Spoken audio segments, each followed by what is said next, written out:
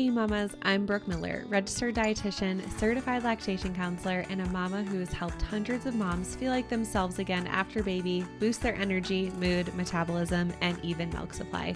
Inside of the Postpartum Shift podcast, you'll learn how to take care of your health so that you can show up best for the ones you care about most. Each week, we'll tackle topics like nutrition, exercise, breastfeeding, mental health, and so much more. Plus, you'll get access to guest experts who will share ways to make your pregnancy and postpartum experience easier. Whether you're approaching the postpartum period or you're right in the thick of it, you're in the right place. Let's dive into today's topic. Hey, welcome back to the podcast. Now, if you are pregnant or you are in the first year postpartum especially, or you are thinking about getting pregnant again in the future, then this episode is for you. You do not want to miss it. We are going to be covering all things postpartum depression, anxiety, a lot of things that moms don't realize impact it, and how nutrition plays such an important and crucial role when it comes to our moods and even reducing the risk of postpartum depression. So most moms don't realize that postpartum depression is really common, and it's a mood disorder that affects 1 in 7 moms. So it's likely that if you aren't experiencing it, or if you've never experienced it, that one of your close friends or family members is going to experience it. And so this is going to be really important to know. Not only that, but you may not have had postpartum depression or anxiety the first time around, and you might experience it your second time around, or vice versa. And so this is something that so many moms don't realize, is that if they've never had it before, they can still get it. And something else that most moms don't realize is you can develop postpartum depression anytime in that first year postpartum. And so while it's great that our doctors screen us for it, at your pediatrician's office, they might screen you for it. At your 6-week OB appointment, they are likely going to screen you for it. That's great that they do that. However, what most moms don't realize is they may pass the screening at 6 weeks postpartum. They may feel fine at 6 weeks postpartum, and maybe at 9 or 10 months postpartum is when they start developing symptoms. And so it's really important to know kind of the signs and what to look out for and when to ask for help if that is you. And if that is you, just know that you did nothing wrong and it's really common. So when it comes to nutrition, I'm going to focus a lot on that just because I'm a dietitian, and a lot of moms don't realize that there are certain nutrients that have been found to play a really crucial role. And so whether this is reducing your inflammation, regulating your mood, supporting your overall mental health, these things can also reduce the risk of developing postpartum depression. And so if you have a lot of different vitamin and mineral deficiencies, you're actually more likely to experience postpartum depression. Something else that a lot of moms don't realize is that blood sugar balance and regulation is really important for our mood and our energy. So if our blood sugar is constantly going up and down and up and down, and it's really dysregulated, we are going to struggle more with our mood and our energy. If we are going on a restrictive diet, if we are under eating, this actually puts stress on our body, and this can also make symptoms worse. So this is something to keep in mind. And when it comes to treating postpartum depression, I'm a huge believer in treating postpartum depression or anxiety with a full body approach. What I mean by that is you may need to go on medications, short-term or long-term. You may need to do some sort of therapy, whether it's talk therapy, cognitive behavioral therapy, like EMDR. I mean, there's so many different types of therapy. So you may want to do therapy just to help with your mental health. And then nutrition also plays a huge role. And not only that, but even things like exercise and getting outside and deep breathing and meditation. There's a lot of different healthy habits that we can add in to help with postpartum depression. So when we're looking at treating postpartum depression, we really want to come at it from this whole body approach rather than, just I'm going to take a medication and hope that that clears up the symptoms. And while a medication may definitely help with your symptoms, you may also want to look into therapy, and you may also want to start taking some supplements for nutrition. And again, doing things like meditation or walking outside. So when it comes to nutrition, some really common things that moms are deficient in postpartum and things that moms don't even realize are connected to postpartum depression are things like omega-3 fatty acids. So just think like salmon, fatty fish, walnuts, chia seeds. These are really good sources, and they're really good for not only our brain function, but it can go through our breast milk and help our baby's brain function too. So omega-3 fatty acids are super important for pregnancy, postpartum in general. Even if you don't have postpartum depression or anxiety, this is still something that I recommend all moms supplement with. Now, when we have low levels of things like vitamin D or iron, these really increase our risk of postpartum depression. And so a lot of moms are low in vitamin D and iron, just postpartum in general, right? When we deliver our babies, when we have a lot of blood loss, a significant amount of blood loss in a short period of time, like in labor and delivery, our iron stores get depleted. And so these things, vitamin D and iron, it can cause really extreme exhaustion, and it can make the symptoms of postpartum depression worse. So it's really important to also supplement with these things if needed. You can supplement through regular foods, vitamin D, you can supplement by going for a walk outside. And then in many cases, we also need to supplement with actual vitamins on top of, natural foods and natural food sources.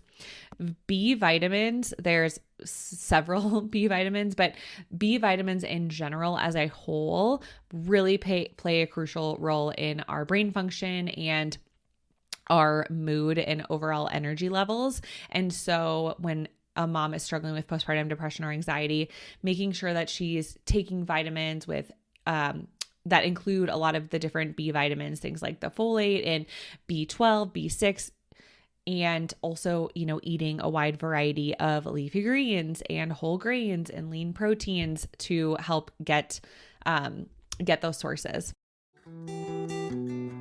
If you've been wanting to reach your healthiest weight and feel like yourself again postpartum without having to sacrifice your favorite foods or your milk supply, I've got a free workshop just for you. Inside of this free workshop, you'll discover how to boost energy, mood, metabolism, and even protect your milk supply. You'll learn common mistakes that moms make that actually cause exhaustion, mood swings, low milk supply, and weight loss resistance to become worse, things that moms don't even realize. And you'll learn the proven 3-step method to heal your hormones and metabolism after baby so you can go from surviving to thriving postpartum. Plus, as a free gift, you'll get my postpartum snack guide when you come hang out with us. All you have to do is click the link in the show notes to save your seat today. Spots are limited. See you there. Now, when it comes to postpartum healing in general too, whether you had a C-section or vaginal delivery, zinc is really important.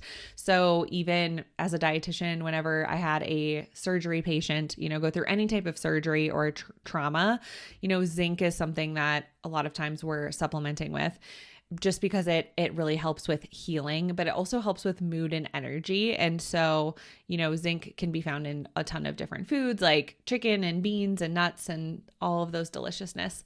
And then gut health is also really, really important. So you've maybe heard of this brain and gut connection, but our gut is so crucial. So if our gut health is really, really poor, the likelihood that we're going to experience postpartum depression or these symptoms are going to get worse is high. And so, of course, we can take, prebiotics and probiotics. You can take supplements. You can, eat delicious foods like yogurt and kefir. And I'm a huge, huge fan of kombucha. I just love it. I think it tastes so delicious. So you could do things like that. And the prebiotic drinks, there's so many amazing prebiotic drinks out there. There's like little prebiotic sodas. If you are a soda drinker, this is something I would definitely transition away from soda and transition to something like a kombucha or a prebiotic soda.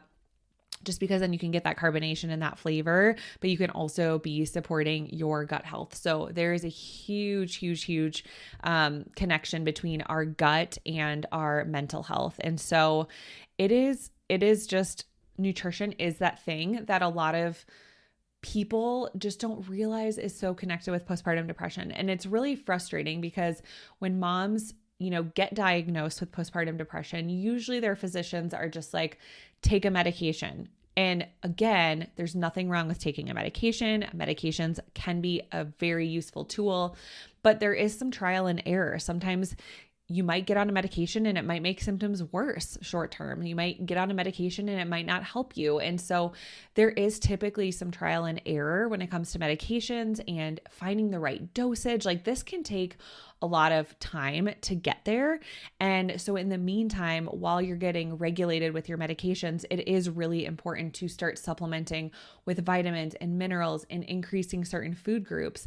And then of course you can add in things like therapy. And of course you can add in things like walking or meditation or yoga, deep breathing, reading, anything that is going to de-stress you, anything that works for you. I've had clients and students who love to do things like crochet or make art or do watercolors, like things that are really a creative outlet for them. So for me, I know like I can tell a drastic difference in my mood if I don't get outside. If I don't get outside for walks, I all of a sudden like can drastically tell that I am in a crabbier mood, and it really, really, really starts to impact me. And so if you are in that season where you're struggling and maybe you haven't even gotten diagnosed with postpartum depression or anxiety, maybe you're just in the season of, experiencing the baby blues that can happen right away. Or maybe you're just like, I feel okay most of the time, but I'm having some really rough down days. I cannot tell you how powerful getting outside, going for a walk, getting that vitamin D naturally outside, what it can do for your mental health, especially if you can get out first thing in the morning, and get the vitamin D early in the day. It just really helps regulate your circadian rhythm and your body functions. And this is something that is very, very doable if you're in the postpartum period. So if you have a baby, go for a stroller walk or walk them, baby wear them, put them in a carrier and wear them and walk around your neighborhood. Like, even sitting outside in your backyard and getting that sunlight, like get that sunlight.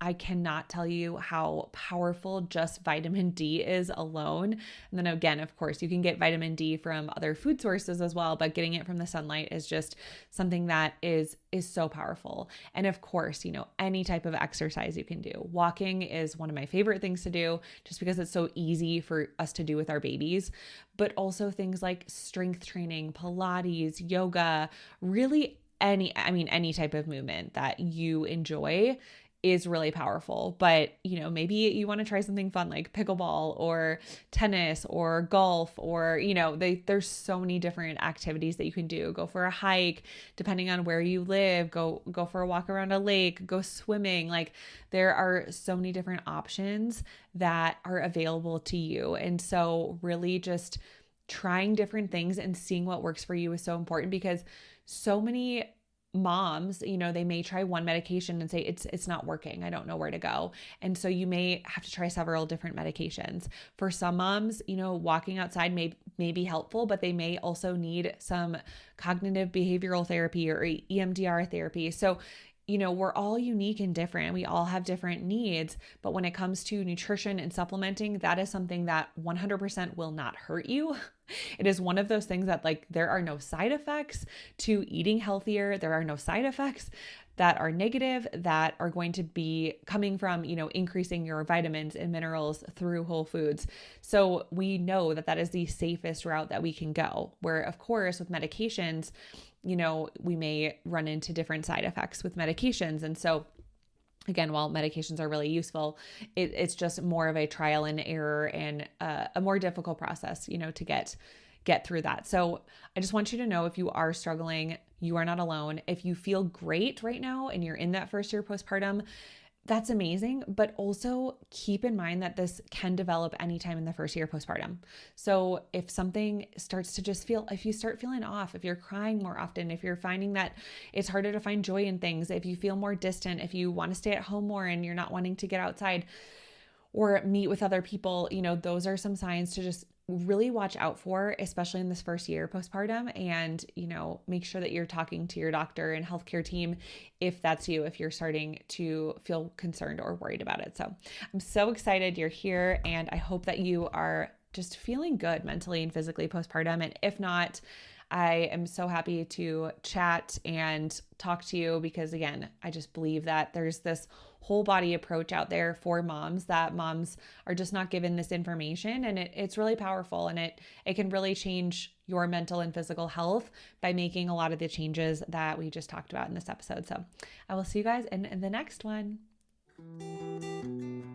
Exercise is crucial for our overall mental and physical health, especially during pregnancy and postpartum. Something that has helped me stay really consistent with strength training and yoga at home during nap time is the Expecting and Empowered workout app. I love that I can choose how many weeks pregnant or postpartum I am, and the app tells me exactly what to do. Plus, there's cardio, yoga, and strength training options for new moms and moms to be. You can go ahead and click the link in the show notes to get 7 days free and also save 15% off the annual option when you use promo code Nutrition for Mamas. Thank you so much for hanging out with me and listening to the Postpartum Shift podcast. If you enjoyed this episode, it would mean the world to me if you could share this episode with a mom friend and leave a written review. This helps the podcast reach and help even more moms. Come say hi over on Instagram at Nutrition for Mamas.